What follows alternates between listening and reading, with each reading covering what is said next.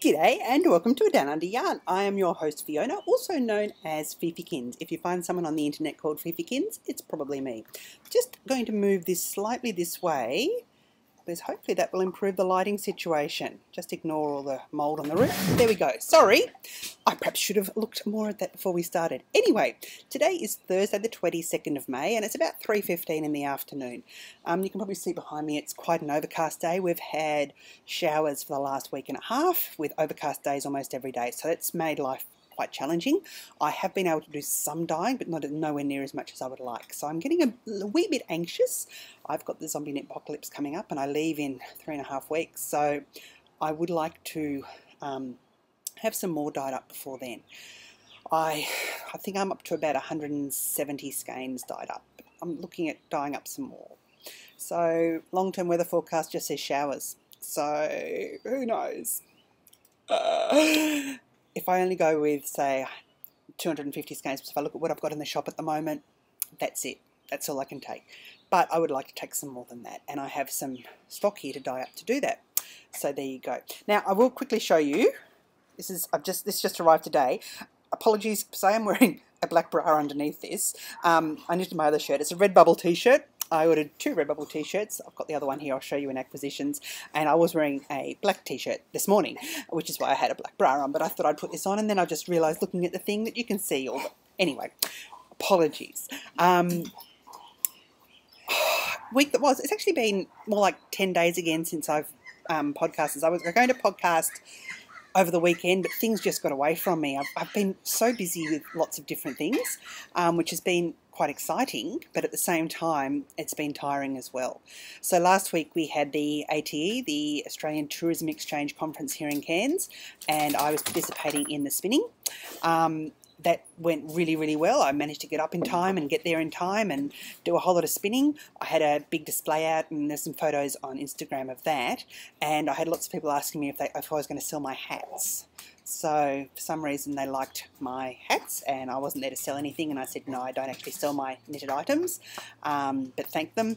One lady was really interested in the yarn and she took a business card and took another one for a friend of hers. She was actually visiting from somewhere in the States, somewhere down south. Anyway, I've forgotten already. I've got Wyoming in my head, but it may not be Wyoming. Anyway, I've got Ninja here who's just started being needy. Hey Ninja? Yes. Where's your food? Go and eat your food. She's got food. What else? What else? It's just little things that keep piling up.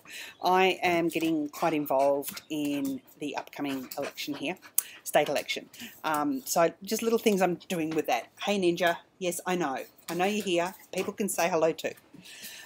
So it's just little training events we've been having. I've been trying to corral volunteers, and one of the reasons I'm doing it is because A, I agree with the person who's running, and B, there probably will be some work coming out of it. And as much as I love doing what I'm doing, I don't think I mentioned I'm the dyer behind Flair Fibres. At the moment, it's not really a full-time proposition. I'm on a government program for the next few months, but after that, I probably will need some part-time work at least, just to supplement things a bit more. So, what else? I can't think of much else. Now let's just get into the knitting. I have a hoe, but I can't find it. I think I may have left it at Mimmel's place, or else it's on the back seat of the car, because it's not in my handbag. I finished my kitten poker sock and it's just fantastic. I love it. Awesome pattern. I will definitely show you that next week. I'm thinking the second sock I'm probably going to knit, take as part of my travel knitting, because it's such a really easy pattern to do that way. I can follow it without pattern basically. So I will probably be doing that. I am also going to knit a sock head how to travel knitting, but that's down the track. The other thing I have been working on is the Tink Tank. Now, I think it's called the Tink Tank for a reason. I know it's designed by Megan Williams, Megan, who has just run it, the Stockinette Zombies. I know she called it the Tink Tank because she kept tinking back. She kept tinking back because she was designing it. I kept tinking and ripping because I kept making mistakes. Firstly, I swatched for this, and I do have my 2 swatches here somewhere. Here we go. Originally, I wanted to knit it in this, which is the Vinnie's Colour Serena, which I picked up in South Africa. It's actually a beautiful sea green. It's showing up blue there, but it's green, which is 100% bamboo. It's listed on here as 4-ply, because it's 4 plies of yarn. It's from South Africa. I picked it up in South Africa last year. Listed on Ravelry as sport weight. However, it's also the same as a 100% bamboo that is in the States. It's relabeled and listed there on Ravelry as a decat. Pardon me. And I thought, look, I'll knit up a swatch. I wanted to swatch for it. Now, I can't remember what the gauge actually was. This is a swatch I knitted up. And it is beautiful drapey fabric, but it was 2 stitches less than what it should have been. And I thought over a garment, even if I went a bit bigger, it was going to be super duper drapey and super duper floppy as well. And it wasn't really what I was looking for. So I ummed and ahed and ended up going through Bendigo Woolen Mills and going for their 8-ply cotton.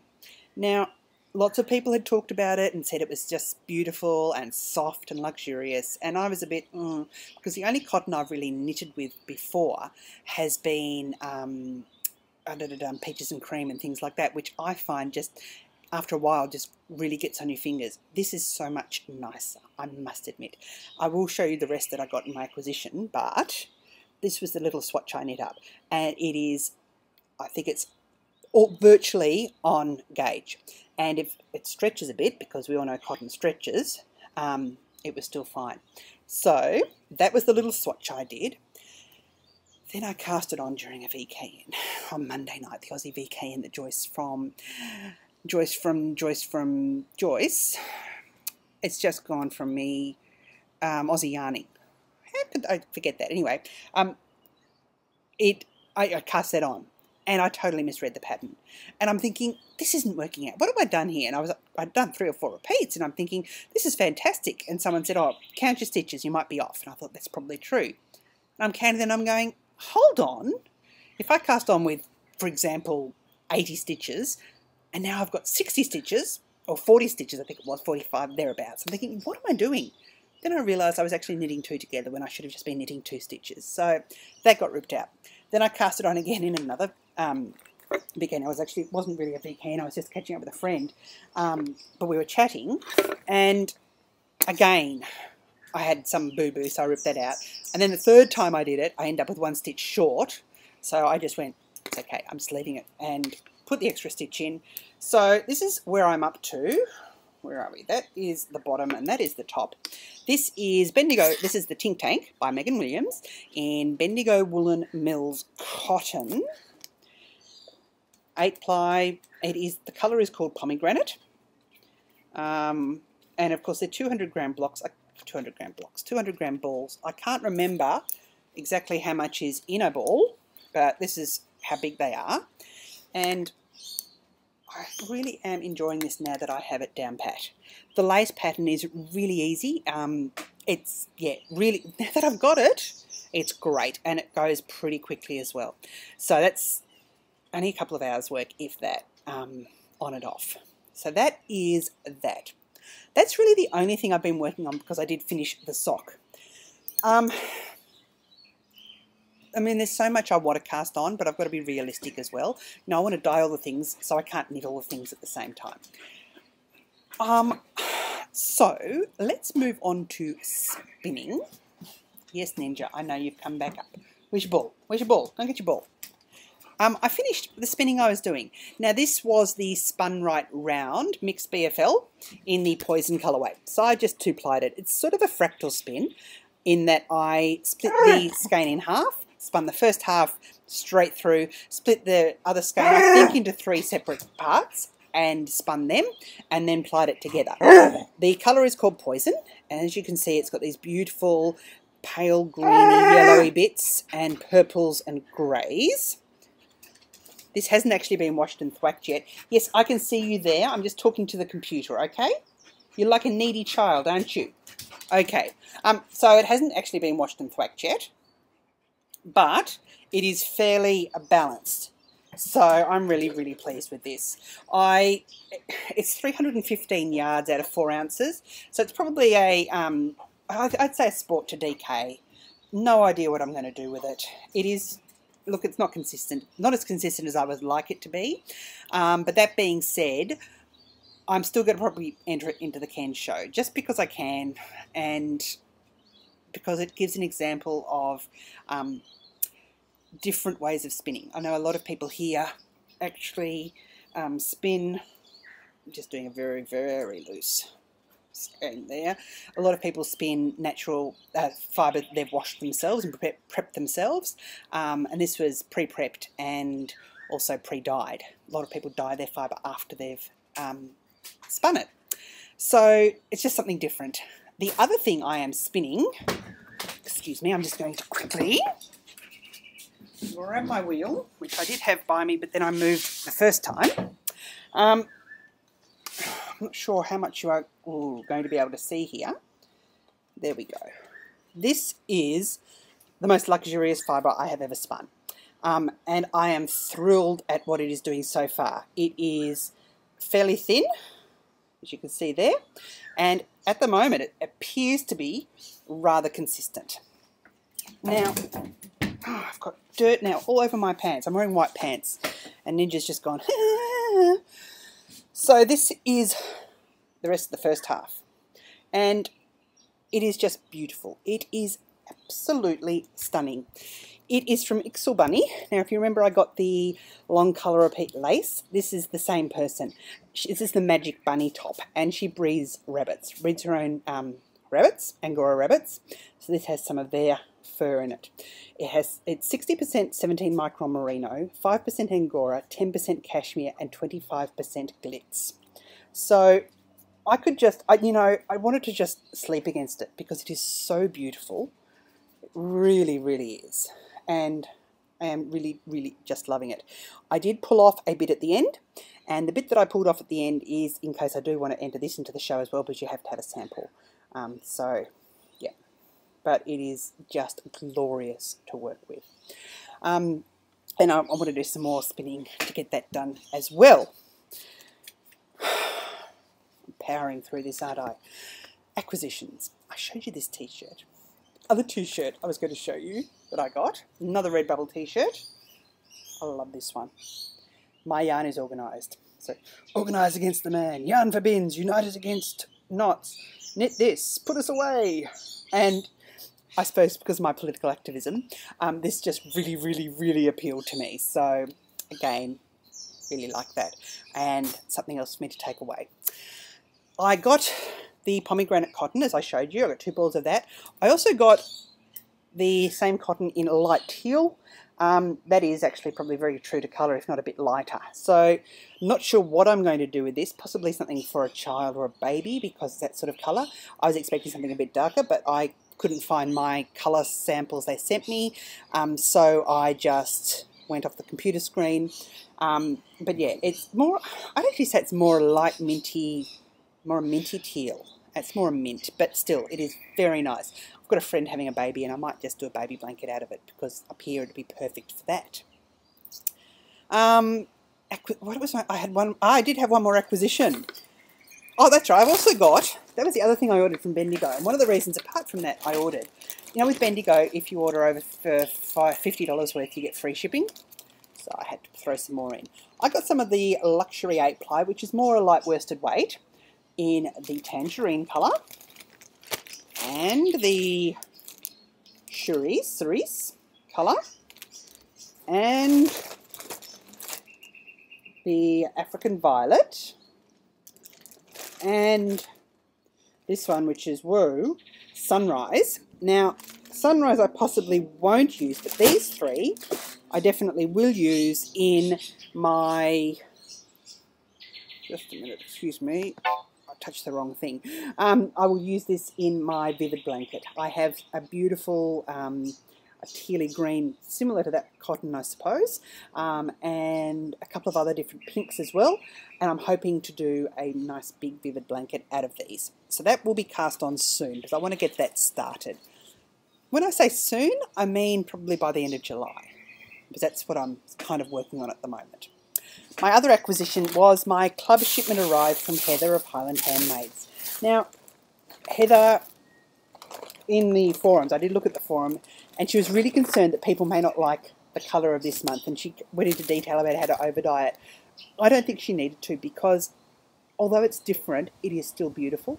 I think that's one of the joys of being in a yarn club, is that you do get things that are perhaps out of your comfort zone, and it's your choice whether or not you keep them or destash them. This is the inspiration photo, and it's Bob's Sugar House in Dover Foxcroft in Maine, and it is maple syrup. Now, I adore maple syrup. Heather does the most beautiful write-up, and one of the joys of the club is receiving the write-up. And then, this is the yarn. So this is Sweet Sap, it's called. And it is beautiful yellows and browns, and it's different. It is the white ash worsted, which is 100% fine count wool. It is a single, and it's 245 yards. I'm not sure what it's going to become yet. It hasn't told me, but it's probably going to become something for Mimmel because it's sort of his colours. So again, really, really enjoying this club, the snapshots from Maine Yarn Club. And she had, oh man, she had a maple syrup candy in there. Oh, it was just amazing. Absolutely amazing, because of course I never had anything like that before, and makes me want to visit Maine in spring when they're tapping maple syrup, and just sounded phenomenal. I think that's about it in the knitting. If I had my sock, I'd be able to show you that. So I'm going to move on to the shop now. If you do leave, see ya, but why would you? Anyway, okay, if you're like Deb and don't want to be enabled, I understand. The second club shipment's due to go out. I was hoping to get out today, but I've been running around doing some other stuff. It'll be packed up tomorrow, I believe, and out either tomorrow afternoon, Saturday morning, or Monday morning. So it will definitely be out very, very soon. I've enjoyed dyeing it. It was the first time, though, that it didn't do what I thought it was going to do. It didn't do what I wanted it to do. It didn't do what I planned to do. And part of that, I suppose, was based on colour theory, but also based on how I know the dyes work. So, for instance, sea glass, which is the colour I'm knitting the socks in, it's like a paley greeny sort of colour. That was an accident. That was a colour I actually mixed up I think it was for Oceanic, and thought, that's not a green, that's blue. I don't want a blue, I want a green. So I just threw it in a pot, wrote down what I did, threw the yarn in there, and the green came out. Other times when I've gone to dye green, and Oceanic's a really good example because it's got a couple of different greens in it, it always looks blue when you put it in there, then comes out green. Now, one of the reasons for that, this is my theory, and I'm not sure if this is true or not, is because the blue takes up first, then the yellow comes over the top and gives it the green tube, because I blend most of my own dyes.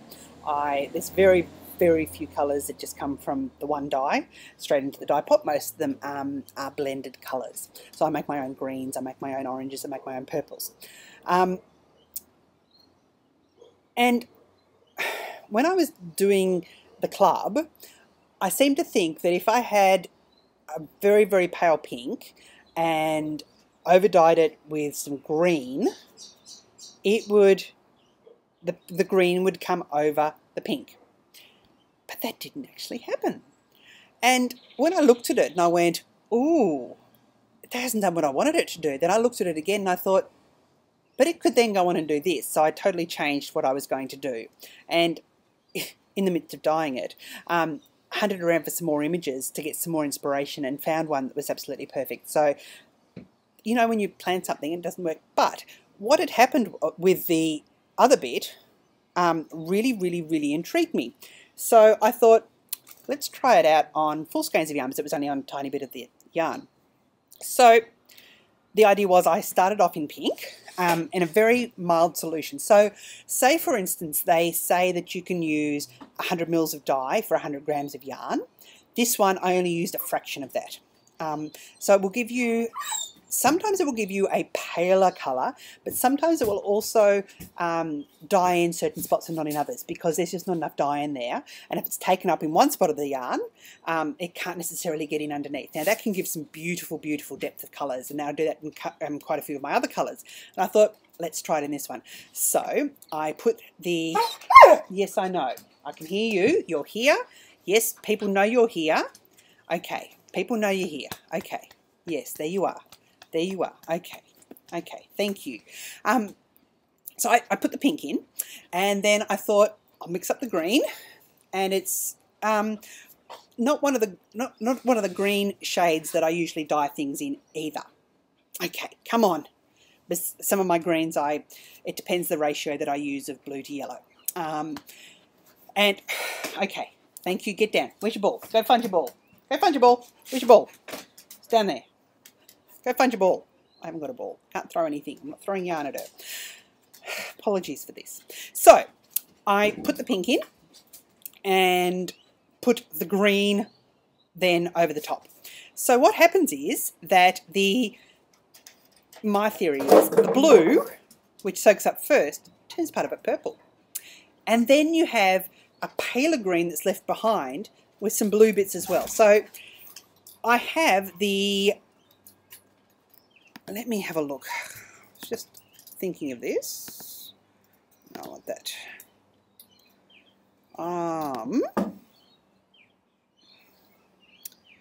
I have the EOS base, I believe it is. Just a minute. View my shop. Here's me not preparing things as well as I should have. Yeah, the EOS base, which is 100% BFL. It's not superwash, and it's a DK BFL, so it is 246 yards per 100 gram skein. So it's a hand wash only, and it totally takes the dye different to any of my other bases. Totally different. And I now know that when I use it, I really have to either dye single colours or hand paint, because if you try and blend things, it doesn't do what you think it's going to do. So the first one I'm going to show you is this one. So this started off pink. There you go. And you can see it is a beautiful light purple. Now, I'm still going to call this the same colour that I'm calling the others, which is Genie, as in genie in a bottle. And it is really lovely. I've got some of this that I'm taking over to the Zombie Knit Apocalypse, so if this doesn't sell, it'll be going over with it as well. And it's a really nice yarn base. It would make fantastic hats if you wanted to make baby soakers, because it is feltable. I think you make do you make baby soakers out of washable or non-washable wool? I can't remember. Anyway, it'd be good for all sorts of stuff that you would you want stuff to be feltable, as it felts. Okay, so then the Apollo base. This is what really struck me. So I'm trying to find a bit here where I can show you. As you can see there's a bit of pink, but overall, there we go. You can see the different colours. Now I haven't chopped off the ties yet or anything, but I just wanted to show you so you can see in here the beautiful bit of green, and the green that pops around. There's pinks, there's purples, there's greens, there's even some tiny bits, it's hard to see, of like blue pops as well. So if I was to undo this and show you the skein, I mean, it's hard to see because of the stupid lighting I have here. Where are we? You can see the bits that pop through. So I have one going up in the shop. This is called Genie. This is going up in the shop tomorrow morning in the update at 9:30. So I'm just trying to do a bit of a dodgy reskein here. Anyway, you can sort of see there. That one is going up. I also have one in the Sol base. Now the Sol base takes colour again totally differently because it's got a bigger yardage. Again, this one didn't, you can see the bits where the pink didn't go at all. So it's now got quite a bit of the green and bits of blue and bits of purple and bits of pink as well. So that is that. I think that would make amazing socks, and I think this would make a stunning shawl. So just saying, that's what I would do. Or else even a baby cardigan, because it's got the darker bits, but it's also got the lighter bits in it. So there's that. Also going up in the update tomorrow is some confetti cupcake. Now this confetti cupcake, I'm not sure what happened. I think because I did it in bulk, and I've talked about a couple of weeks ago about dyeing in bulk. I don't usually like dyeing in bulk, but things like confetti cupcake, it works out if I do dye in bulk because I then can do the processes all at once. So what I do with confetti cupcake is I, again, a very, very weak solution of, this one's a yellow. I dye things in first, and then once that's all gone, all exhausted, I take that out of the water, put it in. I use, beautiful, yes, Ninja, the plastic underbed storage tubs to dye, it's a solar dye of course, to dye hand painted and things like that in, and then I sprinkle the dye on top of it. Now, this one, I'm not sure why, but I got carried away with my dye. And it meant that I had to rinse these exceptionally thoroughly. And I have rinsed them exceptionally thoroughly, and I saw how much dye went down the drain. Because, and it's not because it wasn't exhausted, because it all rinsed clear in the end. It was because I'd put so much on there. But the effect that it gave is really good. So this is the Apollo base. This one you can see a lot more yellow still coming through. But then, I think this is my favourite. Yes, okay, down you go. Down you go. Good girl. This is the Boulder. This is the sparkle one. Oh, you can see there how the colours have absolutely moved throughout the skein. And it is just stunning. I absolutely adore it. I almost kept this out for myself. And of course, if it doesn't sell, I would be more than happy to keep this. I thought about doing a sockhead hat in the glittery one, but then I thought, no, I'm going to do something else. I've got something else in mind. So there's that. And then also in, what base is this? I'm pretty sure this is the, I'll double check what this is. No, this is definitely, I can feel it now. This is the same as the, that one, which is the, I'm going crazy today. I apologise for this. My head has just gone, hmm? This is, ba-ba-ba-bum.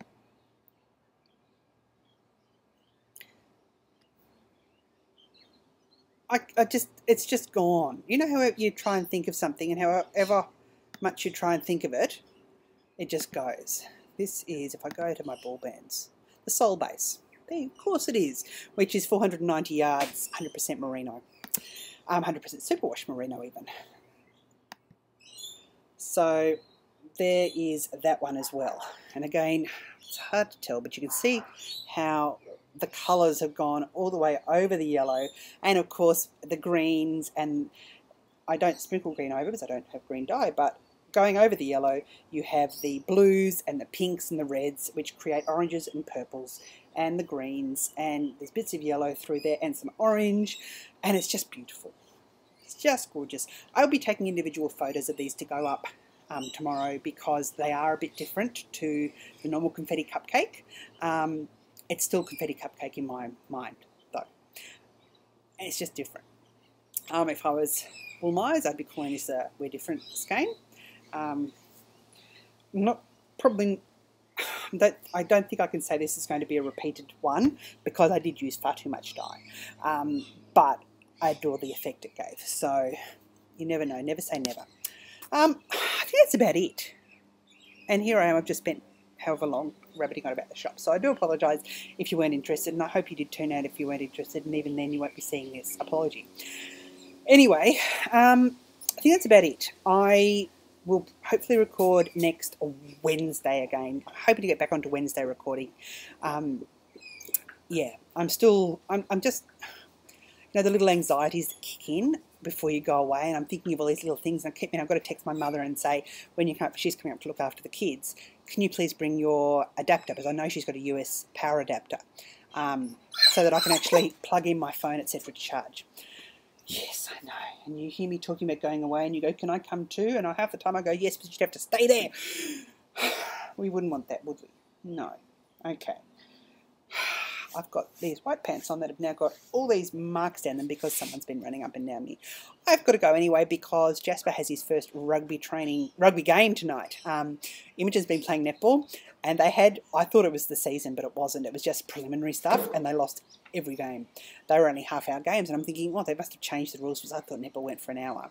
Well, now they're into the real season, and last night was their second game, I think, of the round, or it might have been the third, whatever it was, they won. And they were just absolutely cock-a-hoops. So that's fantastic.